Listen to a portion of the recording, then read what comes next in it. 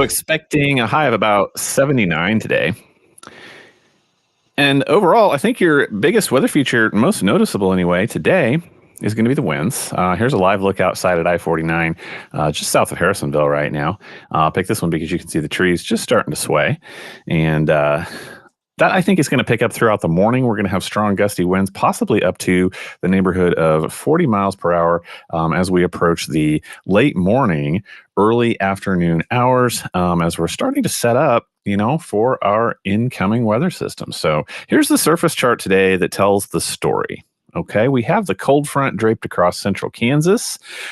This is the big player in the game for our severe weather chances, right? We've been waiting to see where this winds up and when.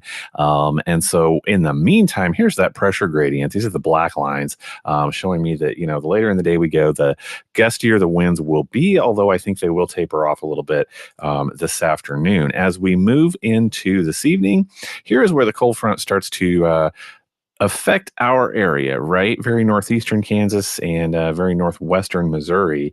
So bottom line is, I think that the evening into the overnight, and I'm going to show you the data on that, is going to be our best chances for storms. Not that something couldn't fire this afternoon, but definitely the overnight hours is what I am paying attention to.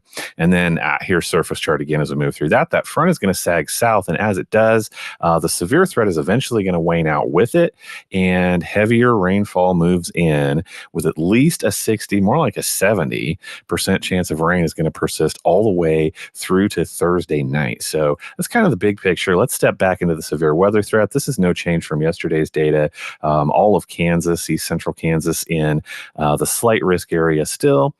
And that has held. I don't think there's been any change. We'll flip over to the Missouri side now and see that past Butler, Nevada, Stockton, almost over to Osage Beach will be in that slight risk, that 2 out of 5 risk area for this afternoon and evening. So what do I see possibly happening? I'm looking now at about the 4 p.m., 5 p.m. hour, and I'm just, not seeing much get started for initiation in the way of cells this afternoon. Does not mean that it couldn't. And what makes us pay attention is that the environment is still so prime for big, strong, powerful cells if anything does get going. So we pay attention even if just nothing is on radar because we're just set up for that for the afternoon, especially after our heating today. Like I said, about 79, it's just going to add to all this instability. So, but on the plus, just not seeing too much likely to happen in the afternoon,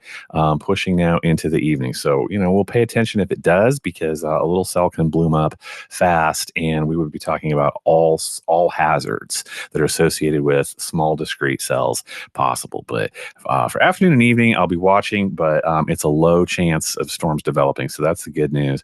I think as we get towards the overnight, this is just going to be real similar to what I was saying yesterday. I'm up to the midnight hour now, and let me back up just a little bit. This is like 10 p.m. that possibly we see some small clustering of cells over north of I-70. But just watch what happens. This is when that cold front that I was showing you on the surface chart, this is when we think it gets here. So as it does, here we go. This would now be the 2 a.m. hour, right? 2 a.m. when the front is starting to sag south. There may be some showers and thunderstorms associated with it. Look at these. These are going to work northeast to southwest. And so we'll be paying attention to that time frame. I'm up to 7 a.m. now to see if any severe cells get going. It is possible. Absolutely. There is still some energy in the area for that to happen. It should be waning through the overnight. But again, possibly needing a way for that you can be awakened with severe weather warnings. Just not sure, right? When the front gets here, what is left for instability for it to work with. But it is definitely possible for these thunderstorms to be severe warned looking into the overnight hours. A little bit more good news for the whole system overall. We're going to see if this holds, but looking at rain totals, we had some potentially scary rain totals, still do. This morning's data suggesting that the 4-inch stuff, and I'm looking now through Thursday night because that's when I think things are done, has actually sagged really far south and west. Actually, is down in Oklahoma now, and so we still kind of have this line up here in our area. We'll see if this holds. Right, this is hard when thunderstorms are in the mix, and so we still have this line though that may be more like 2.5 inches over in the Pleasanton, Kansas area. That's where I've been talking about a big change going north to south and how much rain we might get. And then up north Kansas City looking like 1.5 to 1.67 are the numbers showing up now. So we've taken a step back possibly in total rainfall that we might get out of this whole system, which for a lot of areas is going to be really great news. So we will watch this afternoon. Like I say, I don't think it's something to get anxious about. We just know it's a possibility. I think it's on the lower end, but we'll keep an eye all the same. Looking toward tonight, and I'll keep you posted. Have a